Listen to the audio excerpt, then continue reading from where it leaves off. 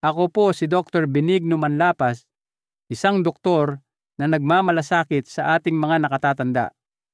Naramdaman niyo na po ba na ang dati payapang paglalakad sa umaga, sa paligid man ng simbahan o papunta sa palengke, ay tila naging mas mahirap na kamakailan? Marahil ay mas naninigas ang inyong mga tuhod, mas mabigat ang inyong paghinga, at ang inyong lakas ay hindi na katulad ng dati. Kung kayo po ay nasa edad 70 o higit pa, nais ko pong malaman ninyo na ito ay normal lamang. Ngunit hindi ibig sabihin nito ay kailangan na ninyong tumigil sa pagkilos. Ang pagtanda dito sa Pilipinas ay hindi lamang nangangahulugan ng tahimik na pag-upo habang nagkakape o nakikinig ng mga dasal sa pagsikat ng araw. Maaari rin itong maging isang magandang pagkakataon para alagaan ang sarili sa pamamagitan ng banayad, maingat at siyentipikong mga ehersisyo na magagawa mismo sa inyong tahanan. Sa video na ito, ibabahagi ko ang 5 simpleng ehersisyo na maaari ninyong gawin habang nakaupo sa inyong paboritong silyang yantok sa inyong kama o kahit sa tabi ng inyong mga halaman sa balkonahe. Ang mga galaw na ito ay makakatulong na mapabuti ang balanse, suportahan ang inyong puso, pagaanin ang pananakit ng katawan, at panatilihing alerto ang isipan nang hindi kinakailangang lumabas ng bahay. At sa dulo ng video na ito, may isang espesyal na regalo na naghihintay para sa inyo. Isang 3 minutong morning warm-up routine para matulungan kayong simulan ang bawat araw ng may kalmado at sariwang enerhiya. Kung nakita ninyong nakakatulong ang video na ito, mangyaring i-click ang like, mag-subscribe, at i-on ang bell icon para hindi ninyo makaligtaan ang mga simpleng ehersisyo na espesyal na ginawa para sa mga senior na Pilipinong tulad ninyo. At kung handa na kayong simulan ang paglalakbay na ito tungo sa isang malusog, aktibo, at masayang pamumuhay kasama ako, mag-comment lang po ng numero 1 sa ibaba. Ngayon, simulan na po natin. Kasama niyo ako sa pag-ehersisyo. Bahagi 1, mga hakbang na hindi nakikita habang nakaupo. Mas malakas na mga binti kahit hindi lumalabas ng bahay. Naramdaman ninyo? Yun na po ba na kahit ang paglalakad mula sa inyong bahay papuntang simbahan ay nagsisimula ng maging mas nakakapagod kaysa dati? Bawat hakbang ay tila mas mabigat. Ang mga tuhod ay naninigas. At kahit ang paglalakad sa paligid ng bakuran sa umaga ay nagdudulot sa inyo ng pag-aatubili. Hindi po kayo nag-iisa rito. Maraming mga senyor sa buong Cebu, Baguio, o Davao ang nakakaramdam ng parehong bagay. Ngunit, may isang maliit na paraan, napakasimple at hindi nangangailangan ng paglalakad na nakakatulong sa maraming nakatatanda na panatilihing malakas ang kanilang mga binti mula mismo sa kanilang plastic na silya sa sala. Tinatawag nila itong invisible step o hakbang na hindi nakikita dahil walang nakakakita na ginagawa mo ito. Ngunit ang epekto nito ay totoo at napakalakas. Ang kailangan nyo lang gawin ay umupo ng tuwid na ang parehong paa ay nakalapat sa sahig. Pagkatapos, dahan-dahang itaas ang inyong mga sakong habang nakadikit ang mga daliri ng paa sa sahig. Ibaba ang inyong mga sakong at gawin naman ang kabaligtaran. Itaas ang mga daliri ng paa habang ang inyong mga sakong ay nananatiling nakalapat sa sahig. Ulitin ito ng dahan-dahan. Sakong, daliri ng paa, sakong, daliri ng paa. Maaaring mukha itong simple, ngunit bawat maliit na galaw ay nagpapagana sa mga kalamnan sa binti. calf muscles na nagsisilbing natural na bomba para maibalik ang dugo patungo sa inyong puso. Ito ay lalong nakakatulong kung matagal kayong nakaupo o nakakaranas ng pamamanas o pamamanhid sa inyong mga binti. At kapag ginawa ninyo ang invisible step na ito sa loob lamang ng 3 hanggang 5 minuto araw-araw, makakatulong itong pagaanin ang mabigat na pakiramdam sa mga binti, bawasan ang pagkapagod, patalasin ang inyong memorya at pagiging alerto, at mapabuti pa ang inyong pagtulog sa gabi.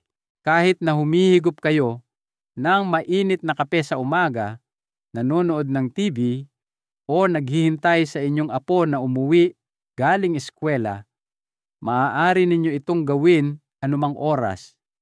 Hindi kailangan ng yoga mat o track pants. Subukan nyo ito ngayon din sa loob ng 30 segundo. Kung nararamdaman ninyong umiinit ang inyong mga binti, nangangahulugan iyon na mas gumaganda na ang daloy ng inyong dugo. At kung kasububok nyo lang mag-iwan ng komento na may numerong 1, iyon ang paraan ninyo para sabihin sa akin na nagsimula na ako. At alam niyo ba, ang maliit na hakbang na iyon ay maaaring magbago ng inyong kalusugan para sa mas mabuti. Bahagi 2, gawing ehersisyo sa balanse at utak ang pagsisipilyo. Ang mga gabi sa tahanan ni Mang Roberto na matatagpuan sa isang tahimik na subdivision sa Iloilo ay payapa habang ang pamilya ay nagpapahinga na. Ngunit may isang kakaibang bagay na ginagawa si Mang Roberto bago matulog. Hindi ito pagdarasal ng rosaryo o pagtingin sa kanyang telepono. Ito ay ang pagtayo sa isang paa habang nagsisipilyo. Mukhang kakaiba, hindi po ba? Ngunit ito ay isang simpleng paraan na ibinahagi ng kanyang physiotherapist. Isang banayad na paraan upang sanayin ang balanse at paganahin ang utak sa pamamagitan ng pagsasama nito sa isang bagay na ginagawa natin araw-araw, ang pagsisipilyo. Natawa si Mang Roberto at sinabing, "Nung una, parang nakakahiya, pero paglipas ng ilang araw, mas naging matatag ang tayo ko. Hindi na ako kinakabahan kapag umaakyat ng hagdan." Ang ganda ng gawaing ito ay hindi ninyo kailangan ng gym, mamahaling kagamitan, o kahit yoga mat. Ang kailangan nyo lang ay ang inyong lumang sipilyo at ang sarili ninyong matatag na mga binti. Madali itong gawin. Habang nagsisipilyo, umaga man o gabi, dahan-dahang iangat ang isang paa mula sa sahig at magbalanse sa kabila. Kung bago pa lang kayo rito, ikapit ng bahagya ang inyong kamay sa lababo para sa suporta. Pagkatapos ng 30 segundo, magpalit ng paa. Normal lang po na medyo umalog sa simula, parang noong una kayong sumubok mag-yoga o maglakad ng nakayapak sa paligid ng simbahan ng Quiapo. Ngunit sa loob ng isang linggo, mararamdaman ninyo ang pagbabago. Mas matatag na mga hakbang, mas relax na katawan, at mas matalas na isipan. Bakit ito napakabisa? Dahil ang maliit na gawaing ito ay nagpapalakas ng mga kalamnan sa paligid ng inyong mga bukong-bukong at ibabang bahagi ng tiyan, mga lugar na tumutulong sa inyong manatiling tuwid. Higit pa rito, dahil nagsisipilyo at nagbabalanse kayo ng sabay, 2 bagay ang ginagawa ng inyong utak ng sabay-sabay. Halos tulad ng pagsasagot ng sudoku habang nagtitimpla ng kapeng barako. Ang dobleng aktibidad na ito ay sumusuporta sa memorya, nagpapabuti ng reflexes, at nagpapabagal sa paghina ng pag-iisip sa pagtanda. 2 minuto lang sa isang araw at inaalagaan na ninyo ang inyong katawan at isipan. Maraming mga senior mula sa grupo ng mga senior citizen sa kanilang barangay ang nagsimulang gawin ito at sinabi nilang nakatulong ito para maiwasan ang pagkahulog, makapaglakad ng mas may kumpiyansa sa palengke, at maging mas mahimbing ang tulog. Bakit hindi ninyo subukan ngayong gabi? Habang nagsisipilyo, iangat ang isang paa at magbalanse. Kung hindi kayo sigurado, magsimula sa 10 segundo at dahan-dahang dagdagan. Hayaan itong maging maliit na good night na pagbati ninyo sa inyong sariling kalusugan. Nasubukan nyo na po ba? Kung oo, mag-iwan ng numerong 2 sa mga komento. Ipaalam sa ating komunidad na pinipili rin ninyong alagaan ang inyong sarili sa isang tunay na paraang Pilipino. Simple ngunit malalim ang kahulugan. Bahagi 3. Ang pader sa inyong tahanan, ang inyong tahimik na gabay para sa mas malakas na binti at matatag na buhay sa Pilipinas. Bawat tahanan, mula sa tahimik na mga baryo ng Tarlac hanggang sa mga kondo sa Maynila, ay may isang pamilyar na bagay na madalas nating hindi napapansin, ang pader. Ngunit ngayon, mahal kong mga senior, inaanyayahan ko kayong tingnan ito sa ibang paraan. Hindi lang bilang lugar para magsabit ng kalendaryo o naka-frame na litrato ng Sagrada Familia, kundi bilang isang tahimik na kasama na makakatulong sa inyong palakasin ang inyong mga binti, balakang, at maging ang inyong kumpiyansa sa paglalakad. Minsan ay sinabi ni Mang Thomas mula sa Pampanga, "Dati akala ko kapag 65 na, kailangan nang magdahan-dahan. Pero sa ilang simpleng galaw sa harap ng pader ng sala namin, kaya ko nang akyatin ang hagdan ng simbahan sa Manaoag tuwing umaga nang walang hirap." Oo, ang tinutukoy niya ay ang tinatawag ng mga physiotherapist na smooth wall sit.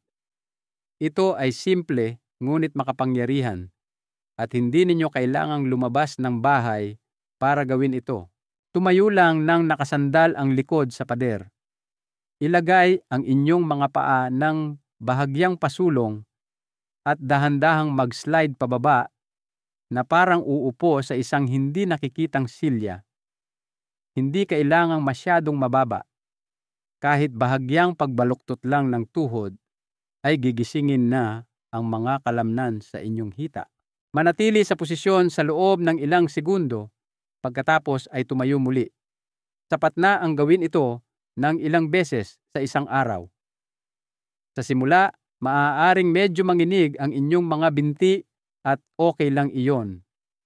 Sa lalong madaling panahon, mararamdaman ninyo ang mas malakas na hita, mas maluwag na balakang, at higit sa lahat, isang panibagong pakiramdam ng kontrol. Wala nang takot na matisod sa hagdanan ng simbahan. Wala nang pangangailangan ng tulong para sumakay sa tricycle. Para sa mga senior sa Pilipinas, kung saan ang pang-araw-araw na buhay ay may kasamang hagdan, pagbubuhat ng timba ng tubig, at pagluluto gamit ang mga kaldero, ang malakas na mga binti ay hindi lamang tungkol sa pagkilos. Ito ay tungkol sa kalayaan. Walang sino man ang gustong makaramdam na sila ay pabigat sa kanilang mga anak. At minsan, ang isang maliit na ehersisyo na tulad nito na ginagawa sa bahay ay maaaring magbigay sa inyo ng lakas at dignidad na iyon. Kung nasubukan ninyo ang maliit na wall sit na ito, mag-iwan ng numerong 3 sa mga komento sa ibaba para malaman ng ating komunidad ng kalusugan at kaligayahan sa pagtanda na kayo ay nangunguna sa pangangalaga sa inyong kapakanan. At kung nakita ninyong kapakipakinabang ito, pakitap ang like button para maabot natin ang libo-libo pang mga nakatatanda sa buong Pilipinas. Tandaan, ang pader ay hindi lang pader. Maaari itong maging simula ng isang mas malakas at mas may kumpiyansang buhay. Bahagi sa ang cat stretch para sa magaang na likod at kalmadong isipan. tulad ng isang payapang umaga sa Batangas. Tuwing umaga sa tahimik na mga baybayin ng lawa ng Taal, si Aling Nena ay nakaupo sa tabi ng kanyang bintana na may mainit na tasa ng salabat, habang ang ginintuang sikat ng araw ay tumatagos sa manipis na kurtina. Sabi niya, tuwing nakikita niya ang kanyang pusa na dahan-dahang nag-iinat pagkatapos ng isang hapon na pagtulog, naaalala niya ang maliit na pang-araw-araw na ehersisyo na inirekomenda ng kanyang doktor. Kapag nakikita ko siyang iniinat ang kanyang likod at mga binti ng napakalambot na para bang pinapahaba niya ang bawat hibla sa kanyang katawan, sinusubukan kong gawin din iyon. At totoo nga, nabawasan ang sakit ng likod ko. Sabi ng 74 anyos na si Aling Nena. Ang simpleng galaw na iyon ay kilala bilang strut na stretching cat o cat stretch.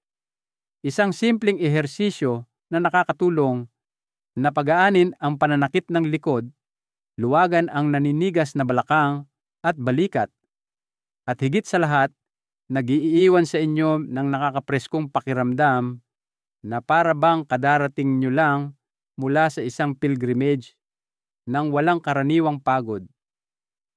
Maaari nyo itong gawin sa tabi mismo ng pader ng inyong kusina o pasilyo, sa anumang pamilyar na lugar sa inyong tahanan. Tumayo na may isang braso ang layo sa pader, na may pagitan ang mga paa na kasinlaki ng balakang. Iunat ang kamay paharap at dahan-dahang idikit sa pader. Pagkatapos, dahan-dahang itulak ang inyong balakang patalikod para makabuo ng L shape. Isipin nyo na iniinat nyo ang inyong gulugod, tulad ng pag-aayos at pag-uunat ng isang bagong plansang barong o saya. Malambot, pantay, at maganda. Habang hawak ang posisyong ito, huminga ng malalim sa ilong at dahan-dahang ilabas sa bibig. Bawat hininga ay dumadaloy na parang isang kalmadong ilog na nagtatanggal ng tensyon at pagod. Manatili sa posisyong iyon sa loob ng mga 30 hanggang 60 segundo. Walang pagmamadali, walang puwersa. At kapag tapos na, dahan-dahang tumayo, tulad ng pagyuko sa mahal na Poong Nazareno. Dahan-dahang ibaluktuot ang inyong mga tuhod. Irolyo ang inyong gulugod pataas, unti-unti, tulad ng isang pusa na dahan-dahang inaangat ang ulo nito. Tumayo ng tuwid. Ipikit ang inyong mga mata sa loob ng ilang segundo at mararamdaman ninyo na para bang ang buong katawan ninyo ay dahan-dahang na-reset. Pagkatapos lamang ng ilang linggo, ibinahagi ng maraming nakatatanda sa Cebu, Davao at Iloilo na hindi na nila kailangang kumapit sa pader para sa suporta kapag tumatayo. Ang pananakit ng likod sa umaga ay nawala at bumuti ang kanilang postura, lalo na sa mga pagbisita sa palengke, simbahan, o habang nakaupo sa mahabang sesyon ng prayer meeting.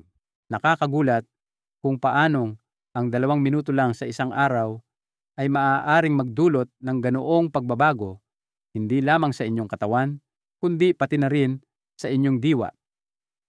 Tulad ng sinabi ni Aling Mila, sa 3 anyos mula sa Quezon City, ginagawa ko to bago dumating ang grupo namin para sa prayer meeting tuwing umaga. Mas malambot ang katawan ko ngayon kaysa noong bagong kasal pa lang ako. Kung nasubukan ninyo ang magandang gawaing ito, i-type ang numerong 4 sa mga komento sa ibaba para malaman ng iba sa ating komunidad na kayo rin ay namumuhay ng may enerhiya at pag-asa araw-araw. At kung nakita ninyong nakakatulong ang video na ito, paki-tap ang like para ang simple ngunit mahiwagang stretch na ito ay makaabot sa libu-libo pang mga senior mula Luzon hanggang Mindanao. Ang stretching cat ay hindi lamang isang galaw. Ito ay isang malambot na regalo para sa isang mas malakas at mas kalmadong buhay sa ating mga ginintuang taon. Bahagi 5, paghalukip-kip habang nakaupo. Isang simpleng susi para patalasin ang isip at palakasin ang sirkulasyon ng dugo. Sa isang tahimik na sulok ng kusina sa Bigan, sinisimulan pa rin ng ilan na anyos na si Mang Cardo ang kanyang araw sa isang mainit na tasa ng kape. Habang tumutunog ang malalayong kampana ng simbahan, marahan siyang ngumingiti, ibinababa ang kanyang tasa at sinisimulan ang isang simpleng galaw na tinatawag niyang pagbubukas ng bintana para sa isip. Ang seated cross-arm stretch, 2 minuto lang tuwing umaga, parang pinupunasan ang hamog sa loob ng ulo ko, sabi niya. Wala nang pagkalito, wala nang pagkalimot sa mga pamilyar na pangalan, at ang tibok ng puso ko ay matatag at kalmado. Tunay nga, ang banayad na gawaing ito ay gumigising sa magkabilang panig ng utak, nagpapabuti ng memorya, nagpapabilis ng reflexes, at naghihikayat ng malusog na daloy ng dugo sa buong katawan. Higit pa rito, hindi ninyo kailangang tumayo, pumunta sa parke, o magsuot ng espesyal na damit. Ang kailangan nyo lang ay ang inyong pamilyar na silyang kahoy at isang tahimik na sandali. Ang galaw ay kasing simple ng pag-abot sa inyong lalagyan ng pampalasa. Umupo ng tuwid na nakalapat ang mga paa sa sahig. Iunat ang inyong mga braso paharap na parang nag-aalok ng isang mainit na yakap. Pagkatapos, dahan-dahang idampi ang inyong kanang kamay sa inyong kaliwang tuhod. Huminga ng malalim at dahan-dahang ilabas ang hininga. Magpalit ng panig pagkatapos. Walang pagmamadali. Gumalaw lang ng may lambot ng isang panalangin sa umaga. Ulitin sa loob ng 1 o 2 minuto, 2 beses bawat panig o mas kaunti kung nakakaramdam kayo ng pagod. Hayaan ang bawat galaw ay parang pagbigkas ng amen. Mabagal, payapa, pinag-iisa ang katawan at isipan. Pagkatapos ng ilang linggo, ibinahagi ng mga nakatatanda mula sa Bacolod, Cagayan de Oro, at Maynila na mas matalas ang kanilang memorya at nawala ang pagiging matamlay sa umaga. Ang ilan pa nga ay natagpuan ang kanilang sarili na mas mabilis tumayo, mas mabilis kumilos sa kusina o sa mga pagbisita sa simbahan, at hindi lang ito para sa isip. Ang simpleng aksyon na ito ay nagpapagana rin ng inyong mga balikat, tiyan, at binti na nagpapabuti sa sirkulasyon, nagbabawas ng bahagyang pamamanas, nagpapabuti ng tulog, at pumipigil sa biglaang pagkahilo.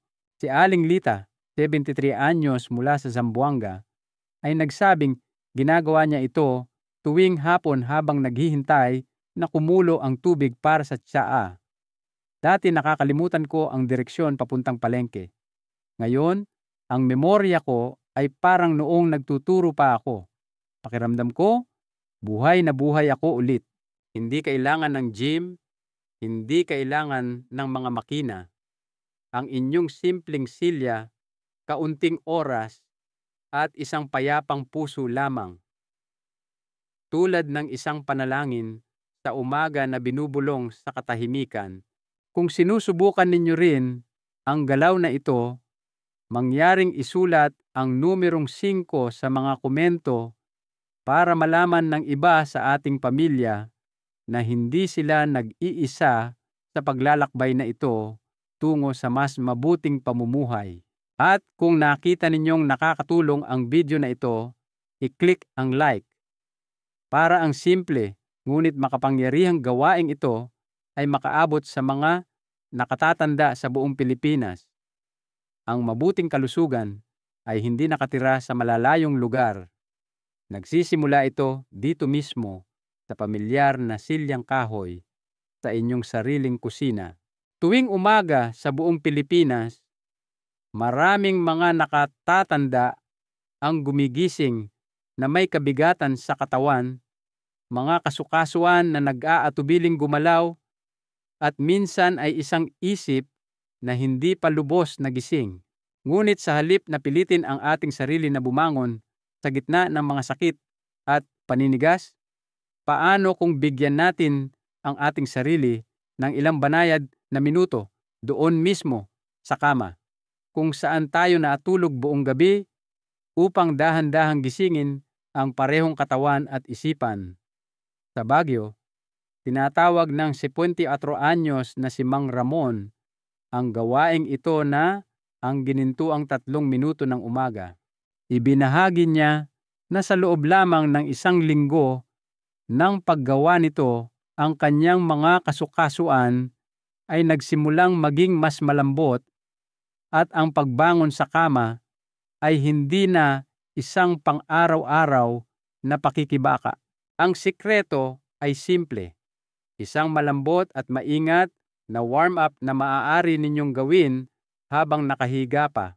Walang kagamitan, hindi kailangang tumayo, isang pusong handa lamang na alagaan ang katawan. Magsimula sa ilang malalim na paghinga na nilalanghap ang malamig na kasariwaan ng hangin sa umaga.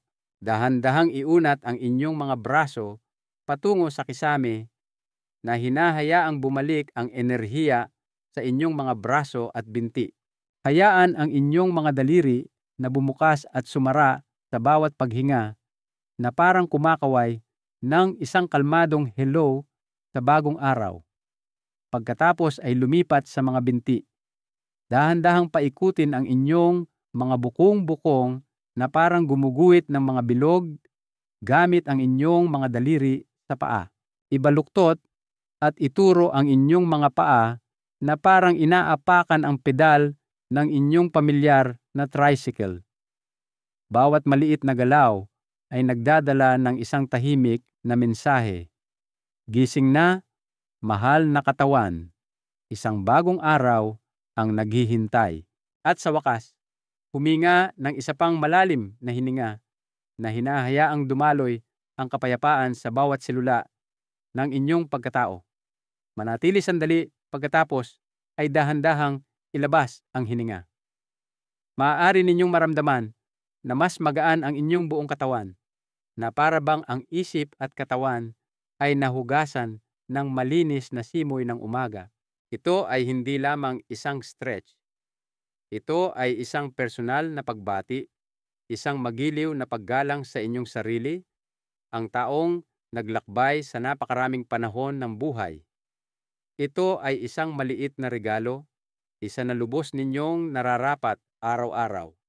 Subukang simulan ang bukas na may ganitong 3 minuto. At kung ito ay nagdudulot sa inyo ng ginhawa, ibahagi ito sa inyong mga mahal sa buhay. Dahil minsan, ang pinakamalaking pagbabago ay nagsisimula sa isang maliit na galaw sa isang pamilyar na kama. Katatapos lang natin ng isang mainit at taus-pusong paglalakbay ng sama-sama. Isang banayad na pag-uusap na sa kaibuturan nito ay nagdala ng napakaraming buhay at pag-asa. Hindi po ba totoo iyon, mahal kong kaibigan? Mula sa tahimik na kaginhawahan ng silid kung saan kayo nakaupo, ginalugad natin ang 5 simple ngunit makapangyarihang paraan upang igalaw ang ating katawan.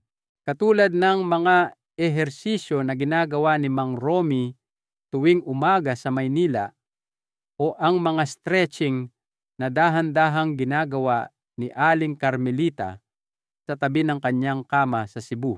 Hindi kailangan ng mahabang paglalakad sa parke. Walang pagmamadali sa gym. Sa ilang maingat na paggalaw tulad ng invisible stepping habang nakaupo, ang pagbabalanse habang nagsisipilyo o ang parang pusang pag-uunat na nagpapanatiling malambot ng inyong gulugod. Natuklasan ninyo kung paano alagaan ang inyong katawan sa paraang Pilipino. May pasensya, katatagan, at malalim na tiwala sa proseso. At ang huling regalo, ang 3 minutong bed warm-up, ay parang inyong tasa ng kape sa umaga.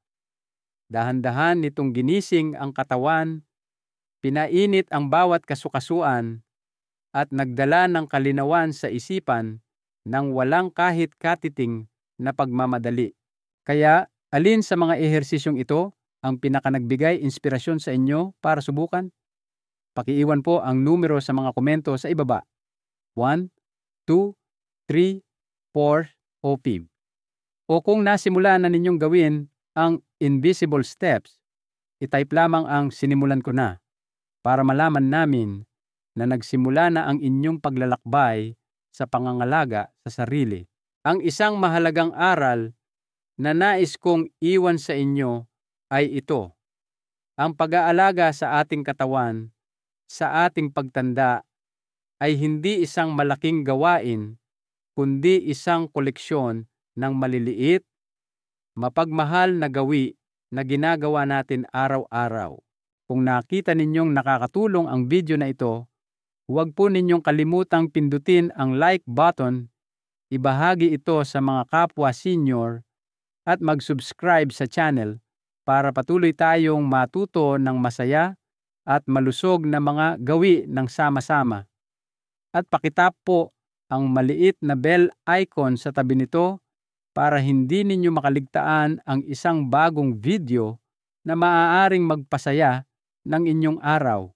Naniniwala kami na sa bawat maliit na galaw, sa bawat malalim na paghinga, hinuhubog ninyo ang isang mas malakas at malusog na buhay, isang araw sa bawat pagkakataon.